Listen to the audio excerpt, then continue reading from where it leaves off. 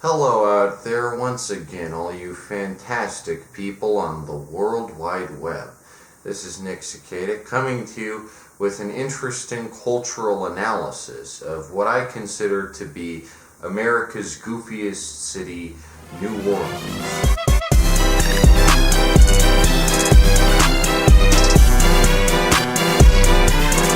Now keep in mind that I'm one of America's premier eminent satirists, so everything I say in this video is going to have somewhat of a bite to it, but I figured it was worth addressing New Orleans. What the heck is New Orleans, and why am I supposed to take this place seriously when it continually does the most goofy things possible?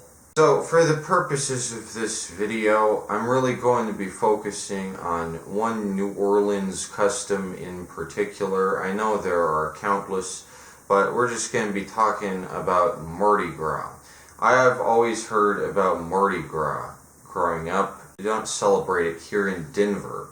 Notice there's no Mardi Gras here in Denver, and I always kind of wondered about that. I remember when I was around 12, I saw a little figurine of a Mardi Gras guy with like a little domino mask and like a little frock, and I thought, this is kind of similar to the costumes they have in Venice at Carnival. But it's not a figurine of a guy at Carnival in Venice, which is a real holiday that actually has a long and storied history behind it. What's this guy? And I realized, oh, it's a Mardi Gras guy. Now, what's Mardi Gras? What's up with that? So for most of my life, I've sort of been fascinated with the idea of Mardi Gras, and it's only recently, I'd say within the last 5 years or so, relatively recently, that I've come to recognize just what a massive farce of culture Mardi Gras is, and overall how overrepresented New Orleans culture is here in America. Now, I'll say this for starters, because Denver isn't clean of this, it's also guilty of this. Denver does have a lot of fake culture, admittedly, but the few scraps of real, authentic, genuine Denver culture that do exist are so fucking organic. They're the type of thing that would never, ever be manufactured for clout. They're like really specific fucking things where, like, if you know, then you know. And whenever I hear about supposed bastions of culture outside Denver, like San Francisco's Chinatown, I'm like, this place probably wouldn't be as spectacular as it's made out to be if I went to it. I probably wouldn't be that impressed by it. Because as far as I'm concerned, if some place has a supposed center of culture or something, and Denver doesn't have it, like Denver doesn't have what's going on in this other city, I use Denver as sort of a baseline, like, what's the minimum amount of culture that a city can have?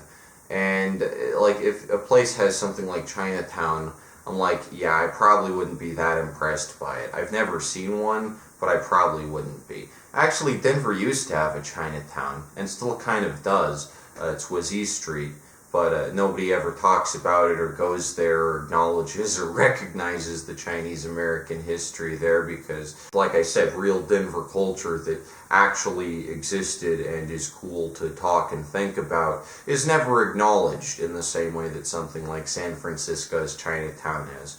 So if you go back and look into actual Denver history, you'll find that Denver has just as much history and culture as any other city, but it's never acknowledged or recognized for whatever fucking reason.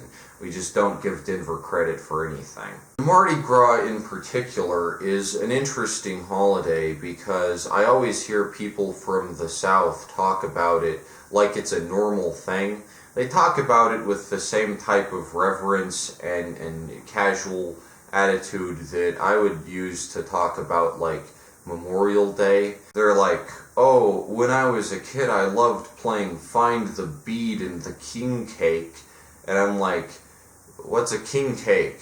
I live in Denver, so here we only have a chocolate cake, and like, we don't put choking hazards in it, so I don't know what the heck that is, but good for you, I guess. It's sort of like that. I use Denver as a baseline culture, like I said, and I kind of build out from there. as to any city that's like really extravagant or flamboyant or excessive with its cultural practices.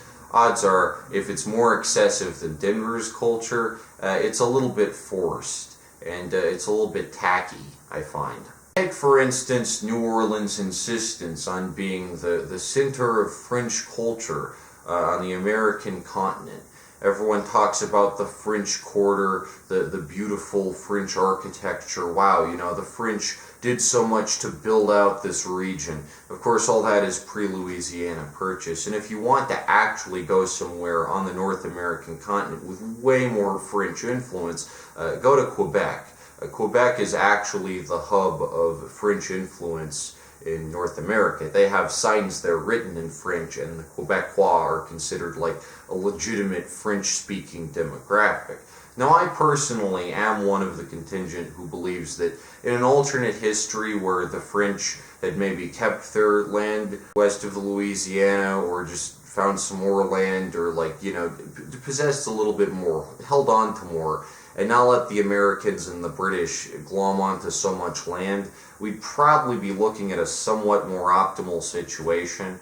If not a more optimal situation in the present day, at least a way more interesting one. It's like the Spaniards and the British and the Americans kind of got all the land, and even though like the French named some pretty interesting landmarks like the St. Lawrence River and all, they really didn't get any land. They kind of got the short end of the stick, the bad end of the deal. And I find it interesting that there's only two centers of French culture in America, and one of them is like real, Quebec, because there's so many French people there, and one of them is mostly fake, because basically everyone in New Orleans is just like a racist. This is a controversial opinion, I know, but I'm going to keep saying it. The South's culture is fake, and that includes New Orleans, but New Orleans culture is just a little bit goofier and wackier. But seriously though, the South's culture is like the most inorganic bullshit, because literally they never tried inventing a culture out of anything. They just have all these fake ass minstrel shows and Jim Crow bullshit, and their culture amounts to sitting on the porch and watching as my field hands pick my cotton and I sip a refreshing mint julep. You need kissing badly. That's what's wrong with you. You should be kissed, and often, and by someone who knows how. And I don't know about you, but that just seems like the most forced, fake, dumb bullshit that passes for culture. It's actually just like cultural appropriation of people who you stole from Africa and brought over on boats, and then just forced to come up with your culture for you. Like, there's really no culture there. It's so fake. There's the argument, oh, the South is culturally rich because there's so many great African American musicians and figures and celebrities who arise from the South. And that's kind of like saying, oh, yeah, the concentration camp has great Jewish representation. It's not really genuine if the people who were there were brought there against their will and had no idea what was going on, and they're just like mostly still there because they never left. And it also discredits the legacy of people who, during the 1930s and 20s and the like, left the South. Because, like, obviously, seriously, who'd want to stay there? And there's so many great celebrities like Cab Calloway. There's so many fantastic and interesting figures, especially here in the West, like Jim Beckworth, who is a really cool, like, fur trapper here in Colorado. And he doesn't get any credit, you know. It's like a really cool figure during the Great Migration who just kind of left the South, said, you know, to fuck with all this, I'm going to become a black cowboy. The black cowboys never get any credit. They get even less credit than the types who moved up north, but they're a huge and interesting demographic in their own right who deserve way, way more historic recognition. Whenever I see a Western and it's like all white guys, I'm like, this isn't accurate, this isn't real, this is so fake. There'd be like at least like one black cowboy in this, that there never is for whatever reason. I just find that really, really ugly historical revisionism that actually does ignore, ironically, like a legitimate, authentic, like grassroots black culture that is like very real and genuine and authentic. So I think there should be way more black cowboys in movies and TV. I think that's important, and I think there should be more black Coloradan representation, especially in movies and on TV. But for whatever reason, all I tend to see is scenes set at Mardi Gras in New Orleans, America's goofiest city, and I'm like, why does this get representation, but someone really cool and awesome like James Beckworth doesn't? I don't know, it just kind of seems weird to me how much cultural prominence this fake holiday gets. Meanwhile, there are actual historic figures who could get like way more recognition and clout. You know, it just kind of strikes me as odd. I don't know. So going back to Mardi Gras, I find Mardi Gras really interesting because, as I view it, it's a sort of bread and circuses, and I'm not sure how other people don't recognize it as such, but it's obviously just a holiday created for people to have fun in a city where the infrastructure is falling apart, and also, like, it has the most ugly history of basically any metropolitan area, except other American cities in the South, which have an equally ugly history because they're all beneath the Mason-Dixon line, and you know what happened beneath the Mason-Dixon line? Human rights abuses. New Orleans, for instance, is home to the LaLaurie Mansion, owned by Delphine LaLaurie, and I heard about this and I was like, what the fuck is this place? I'm supposed to take a city that allows injustices like this to happen seriously as like a place worth ever going to? Basically, Delphine LaLaurie was this crazed lunatic who abused her slaves, like, to the extent that I can't even talk about it. Well, I guess I can because I'm not monetized. YouTube doesn't monetize me. But if I did talk about it and I was monetized, YouTube would demonetize me. That's how fucked up this lady was. And she was like a total fucking maniac. And I tend to think that if Denver had a comparable figure, like someone as unhinged and psychotic as Delphine LaLaurie in its history, who committed injustices on as wide a scale, I'd probably not want to live in Denver anymore. I'd probably leave. So I really don't know how anyone lives in New Orleans with like a clean conscience and goes, yeah, I want to live here. I wouldn't. Like, if I was in New Orleans, I'd be packing my suitcases and heading somewhere else. But I wouldn't probably stick around. And that's just me. I guess if you grow up in New Orleans, you're kind of acclimatized to this wacky shit. But I'm not so big into it. I find it kind of grotesque and disgusting. In New Orleans, you can visit the LaLaurie Mansion and you can see where all the atrocities happened. And it's kind of advertised as like a fun haunted house exhibit. But I don't know. Most haunted houses don't involve slavery. That maybe shouldn't be something you make light of with a tourist attraction. I don't know. Maybe the LaLaurie Mansion should be treated with the same amount of heaviness and reverence that, like, you know, Auschwitz has. You know, that museum. People don't really make light of that, and if they make light of that, then they're kicked the fuck out because it's a gruesome, macabre spectacle that no one wants to view as like fun. But I guess in New Orleans, you know, anything passes. It's America's goofiest city, am I right? New Orleans is also home to many beings that can't find their way back. Watch as our group of paranormal investigators attempt to discover these lost souls. And I could say the same for a lot of stuff that has to do with New Orleans generally. For instance, I'm always recommended the novel A Confederacy of Dunces, which is a picaresque account. But I'm not so big into the novel because it takes place in New Orleans, and I'm kind of like, that's not a very interesting setting for a book. I can do you one better. I can set a book in a more interesting and thought-provoking place than New Orleans. That's kind of done to death. I'd rather read a picaresque account set in Denver.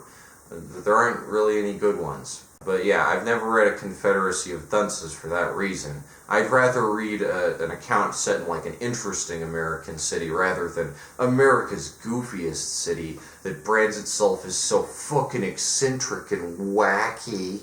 Oh, it's really cringe.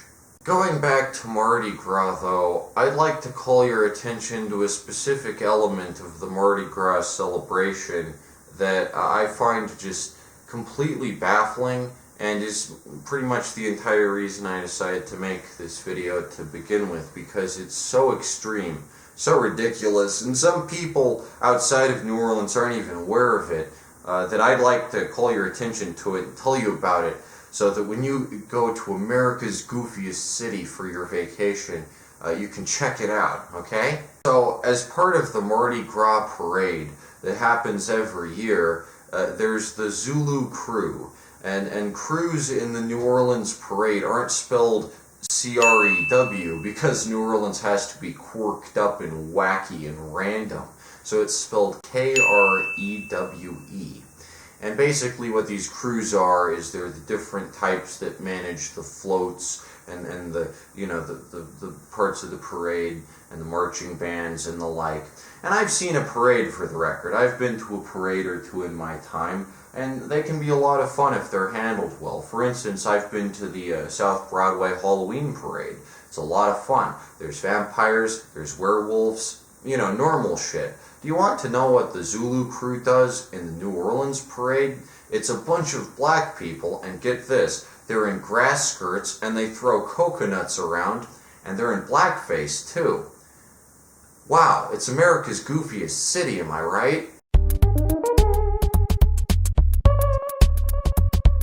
There's a lot of debate currently about whether or not the Zulu crew should be allowed to happen in the year 2024.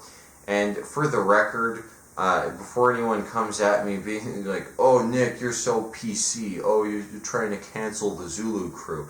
I'm really not against politically incorrect culture. I'm against fake culture that obviously has no reason to exist and is just like made up to maybe assuage the guilt of a place. In New Orleans' case, like I said, I kind of view Mardi Gras as just this massive bread and circuses that allows the citizens to get drunk and forget about what a fucked up history their city has and continues to have, as long as it ignores like the actual needs of its citizens. I guarantee the reason I'm against this isn't because it's not PC, it's because something like this would never fly anywhere except New Orleans, and I think it's weird that we hold New Orleans to an entirely separate standard than the rest of the country for some arbitrary reason, just because like it's supposedly culture or whatever. You don't need to make your culture racist and weird. Why not just have like a fun Halloween parade where you just give out candy then? Why do you have to give out your special king cake candy or whatever on this one holiday that only your city celebrates and literally nowhere else celebrates? It's like, what's up with that? What's the deal with this racist shit? Says Seinfeld, you know. I find it strange in general that the South is held to an entirely separate standard than the rest of the country. Like, recently I had a discussion comparing Denver and Atlanta and how the two cities are very different because Atlanta has a prominent rap scene and Denver doesn't. And the person I was having this discussion with was like, well, Atlanta's so much like Denver. They're like Denver if Denver was cool. And it's like, no, the reason Atlanta has a rap scene is because Atlanta is part of a major metropolitan area, and Denver, for whatever reason, still refuses to be, even though if the Front Range corridor actually lived up to its full cultural and economic potential, it could absolutely put the South to fucking shame, because the South does not have anywhere near as much authentic, legitimate culture. Like, I'm sorry, Denver has more culture than the entire South combined. More actual culture, anyway. Not like in terms of blackface. Obviously, in terms of minstrel shows and all that, the South has outdone us, and they have way more of that. But as far as like actual organic culture that happens just because interesting people live here, Denver has more of that. Sorry. Realistically, if the Front Range corridor actually tried and like gave a shit, we could absolutely become a cultural powerhouse on the American stage if we like unified with Fort Collins and Longmont and Boulder. I'm part of a cultural initiative. It's not a sponsorship or anything. It's not like a big thing. I probably invented this term. It's not even, I don't even know if it's a thing beyond me, but I'm part of a movement called Pan-Coloradan Unity, where we as Coloradans set aside our petty little differences, which are mostly propagated by the system, recognize that we have way more in common with each other than with, like, Californians or Southerners, and just say, hey, you know, as Boulderites, Denverites, Colorado Springsians, Puebloans, fucking Glenwood Springsians, we're all gonna band together, us on the western slope, us on the eastern slope, us up north, us up south, you know, we're all just gonna band together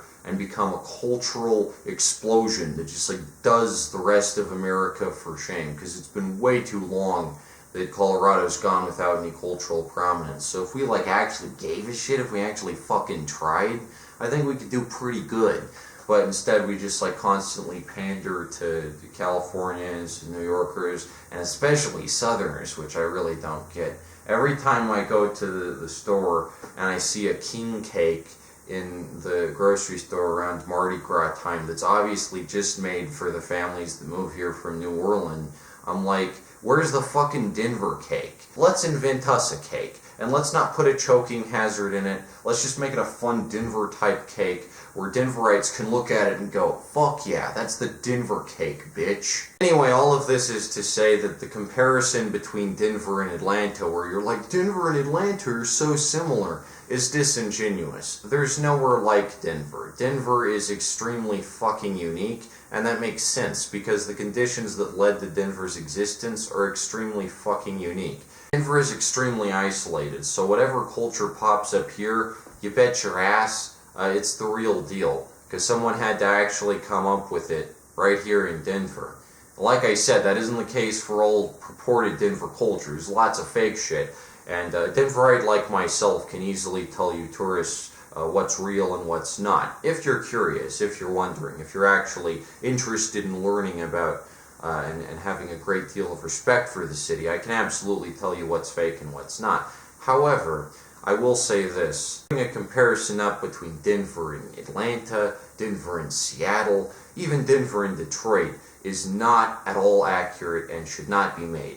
Denver isn't like anywhere else. Anyone who tries to apply the problems facing Denver to the problems facing some other city, or vice versa, or uses the solutions that worked in one city to Denver and expects them to work in Denver, it's not gonna fucking work, sorry. You've got to apply Denver solutions to Denver problems. You've got to treat Denver as its own thing. There's a lot of articles and there's a lot of controversy about whether or not America's goofiest city should be allowed to still have a troupe of I guess, like, racist, cannibal caricatures in 2024. And obviously the question comes down to, well, is it okay if it's black people doing it? Is it okay if it's black people doing the blackface? Which is an interesting question. Now obviously you might say, well, Nick, you don't get to talk about this. You're not black, and you're not even from New Orleans, you goofy bastard. I do have 1% on my paternal side, but that's not enough for me to argue that I am black. If we held everyone in America to that standard, I mean, nobody in America is just, like, pure, unfiltered, 100% Anglo-Saxon anyway, so, like, it's really a non-starter at that point. What I would argue, at least from my perspective, is that, yeah, black people doing blackface is kind of cringe, and I wouldn't say it's something that leads to a very successful culture that's, like, rich and interesting and cool. I think it's kind of lame, actually. It reminds me of the Spike Lee movie Bamboozled, if you've seen that. It's a very interesting argument. Like, can black people put on blackface? You know, if you have the inward pass, can you also don a minstrel attire and do a wacky Jim Crow walk and all this? And it's really interesting to consider. It's a fundamental moral dilemma. That it's one of those things you don't typically think about, but then it kind of gets up in your brain. You're like, huh. Now the question would be, Is the Zulu crew's prominence organic? Is any of Mardi Gras organic culture that actually sprang up out of a legitimate, like, desire to have culture? Or is it just kind of an excuse for a city that is fundamentally incompetent on basically every conceivable level, and where you used to be able to buy people? In the case of the Zulu crew, if you go to their official website, they have an official website for this tacky nonsense, and you click over to the history section, it explains that the Zulu crew tradition was founded and started, get this, you'll never see this coming, it wasn't started by a black guy, it was actually started by a white guy who saw a minstrel show where these exaggerated caricatures were tossing coconuts and had grass skirts on. I would say that this makes the Zulu crew pretty illegitimate as far as like authentic, grounded African American culture goes. And you bet your ass that prominent African American scholars and critics and journalists and the like have wanted this Zulu crew shit to kind of stop for like decades, but it just never has. New Orleans just keeps on doing it because it really cares about its traditions and its culture.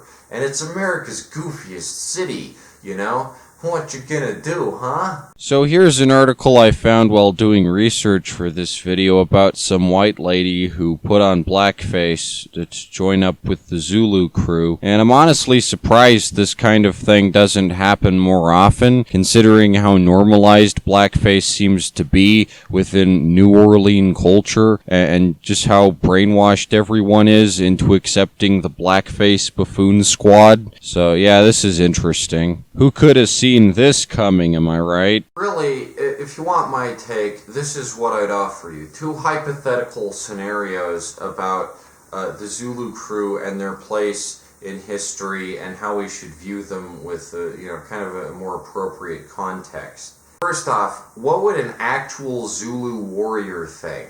Like, I'm not talking the Zulu crew, I'm talking about an actual Zulu warrior from, like, feudal Africa. If you look up Zulu warrior on Google Images, you'll notice that they actually look really cool, and they have this wonderful regal attire that's, like, awesome, and they're a formidable actual, like, army, historically. They're not wearing grass skirts, they're not wearing blackface, and they're not tossing coconuts around, because, I guess whoever watched this dumbass minstrel show back in the 19th century or whatever, this minstrel show confused racist caricatures of Africans with racist caricatures of Pacific Islanders, because why the heck are these supposed Zulu warriors tossing coconuts about? So if you look up an actual picture of a Zulu warrior, no grass skirt and no coconut, and also no blackface. So if your argument is, well, hey, it's black people doing the blackface, it's their culture, so they get to, put on the goofy costume and act a fool, then, what do you think an actual Zulu warrior would think if he was brought into the present day, he was set at the edge of the Mardi Gras proceedings? What do you think he'd say if he saw this way that his culture was being appropriated and disrespected, and his mighty army was being turned into a laughingstock? Do you think he'd be too happy about that? One of these things is not like the other.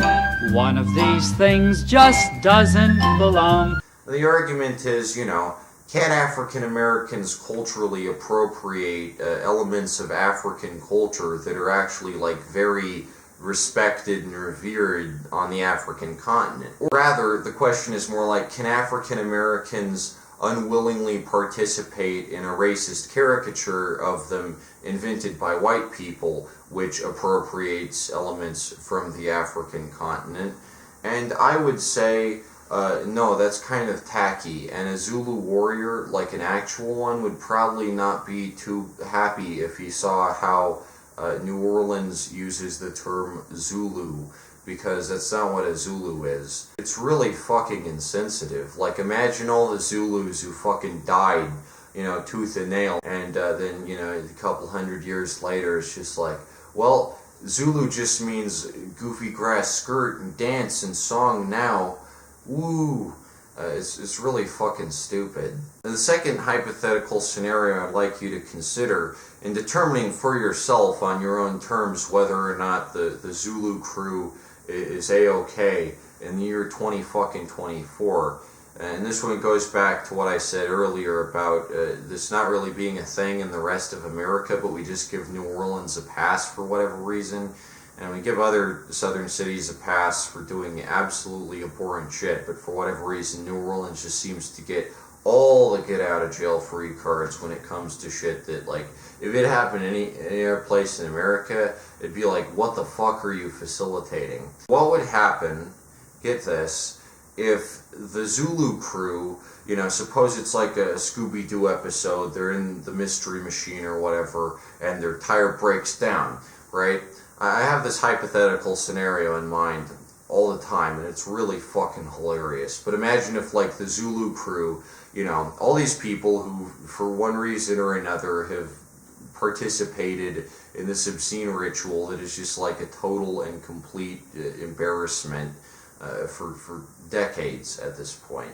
But they're all in, you know, like the Scooby-Doo mystery van, they're driving along late at night, their tire breaks, and, you know, they got to get out and change it. Except, get this, they're in Detroit's 8 Mile, right? They're in the middle of 8 Mile in Detroit. And so the Detroit Crips come out. You know, it's a crossover episode, right? It's a crossover episode between the Detroit Crips, who, you know, similarly are a fraternal African-American organization, but an organic one that's actually, you know, born out of the societal conditions that the African-American demographic faces. So imagine, for a moment, a crossover between the Zulu crew in New Orleans and the Detroit Crips. What do you think is going to happen when, you know, the Zulu crew says, let's put on a little song and dance here for our Detroit friends? What do you think is going to happen? I think the Detroit Crips would not be too pleased with the coconut spectacle unfolding before them. I think they'd get pretty pissed. Just a thought. But that's an interesting hypothetical scenario to illustrate the staggering differences between what goes on in America's goofiest city and a real American city with actual standards like Detroit. It just kind of goes to show, you know, what's up with that? What's going on with America's goofiest city? What's the deal? I'm sure you'll recognize him. There. Look familiar? Just some food for thought as you consider whether or not it's okay to have people in blackface going around and tossing coconuts in a parade, even if it's black people. I don't know, it just seems a little strange, it seems a little odd, and as a Denverite, I don't know what the fuck is up with that, and I don't get how anyone still goes, yeah, this is cool, this is A-OK, champ, this is bomb diggity to the max, yo. This is great. No need to work on ourselves down here, you know. We're doing just fine. When I see New Orleans represented in popular culture, like in the movie Now You See Me or whatever, and I see this spectacle of decadence that is supposedly Mardi Gras. Like I said, if I went to it, I'd probably be really underwhelmed, and I'd probably find it pretty fucking lame. Whenever I see this shit where it's like, oh, here, take this necklace if you flash your breasts for me, please. I'm like, people take this holiday seriously as like a thing and not just like as the obvious distraction it is from like the staggering levels of like poverty and incompetence that befall New Orleans. I don't know how anyone sees this as like an actual ritual worth observing, because it's like so obviously manufactured. You know, like the Noam Chomsky essay, Manufacturing Consent. Not even to say it's necessarily like overtly capitalist in nature, but it's just like the fakest fucking culture that I don't get how anyone takes this shit seriously. And furthermore, you know, it's tied back to the French. Like the French started this tacky crap. Like, oh, yeah, it's a historic French custom that, you know, you get a necklace if you flash your breasts. I don't think that's a thing in Carnival over in Venice. I think, you know, they just put on cool fucking masks over there. and their masks way outdo Mardi Gras, and it goes back to like medieval times. If I see the fucking plague doctor on the gondola, I'm like, that's some real culture. But if I see, you know, Becky Lou flashing the breasts, and everyone goes, wow, breasts, holy shit. I don't know, something about that just kind of strikes me as fake and inauthentic. I'm sorry. Sorry, New Orleans, America's goofiest city, You're so fucking wacky and quirked up. I would like to clarify that I really have nothing against, you know, the average citizen of New Orleans who just, like, unwittingly is fed all this bullshit from a very young age and doesn't consider, oh, there's actual cities out there with, like, actual culture and not like this weird French hybrid that isn't even real and was built out of the necessity of wealthy landowners to keep their workforce of unpaid indentured laborers for a lifetime. Yippee. The average New Orleans citizen probably doesn't consider things like that on a regular basis, and again, I find it very weird how normalized shit like the LaLaurie Mansion is in New Orleans history, where it's like, ooh, spooky, LaLaurie's ghost is gonna get you.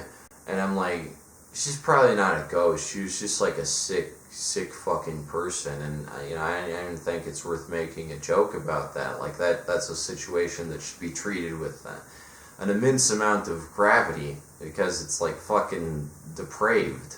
In the most glamorous time to be in New Orleans, the 1830s, and what do you have? What everybody else does, parties. They didn't throw 2 or 3 keggers a month. They were throwing 5 or 6 grand, elegant, luxurious balls every week. At the same time, I just find it strange that people tend to, you know, criticize Denver for supposed slights, or, oh, this is politically incorrect, or, oh, you know, this is wrong. We're ignoring the gentrification of 5 Points, which is like an actual historic district, which is full of so much unique culture and like actual culture, like jazz and shit, that was like fucking awesome. And meantime, we're giving all the credit to New Orleans and like Atlanta and stuff, and we're like, yeah, this is like the real cultural hotspots. You know, I don't know. I just find the idea of like an organic, authentic culture, again, like the black cowboy culture, which barely has any coverage in like mainstream media. I just find the existence of a culture like that, which sprang up much more organically and authentically over time, and at the volition of African Americans, of their own free will to, you know, kind of forge their own path forward. I find it weird that that kind of stuff is given so much less attention than all this artificial nonsense Mardi Gras hoo-ha that goes on down in New Orleans. And I just think it's interesting that like Denver is accused of being culturally insensitive or whatever, even though most of the slights that are committed are by people who move here from New Orleans and Atlanta and have a frame of reference that is entirely different from ours. Denver is constantly admonished for perceived slights, and meanwhile there is literally an actual blackface display of gaudy, excessive minstrel performance going on in New Orleans. But it's America's goofiest city, so I guess we can just kind of all forget about that. Now let's just dump on Denver. Let's just crap on Denver for, you know, supposedly whatever it's done. And, you know, meanwhile we're just bulldozing 5 Points to the fucking ground. Let's not acknowledge any of that history, because Denver doesn't have any history or culture. New Orleans has all of that. Oh, the French Quarter. Beautiful. Oh, let me get some of that fucking gumbo. That's what I'll be referring to New Orleans as from now on. America's goofiest city. I think I invented the term, but it's better than saying the spectacle of depraved excess that has long overstayed its welcome in the American collective consciousness and is really an artifact of a point in time that has passed us by, and I don't get why we're still giving it so much credit. That doesn't really roll off the tongue as well, so I'll just refer to it as America's goofiest city. But seriously, as a Denverite, I don't fucking get it at all. It makes no sense to me. What the fuck? What the fuck, Zulu crew? Are you like the 2 Live crew? The Zulu crew. That'd be funny if the Two Live Crew spelled it Krewe. They don't, because, like, the Two Live Crew's fucking awesome. Go listen to a band in the USA. That's the shit. It's fucking great. Kind of a palate cleanser after all this icky topic, but yeah, just figured that was worth pointing out and discussing. Let me know down in the comments what you think. Should there still be a blackface in the streets in 2024? Hey, I don't know. Maybe it's real culture. Maybe it's just goofy. Maybe it's just a little fun, and I'm just a big grump. You know, I'm the Grinch that stole Mardi Gras over here. I'm a big curmudgeon up in this his ass. Anyway, yeah, that's it for me, Nick Cicada, Denver's cultural analyst, bringing you the interesting trends. And until next time, sayonara, suckers.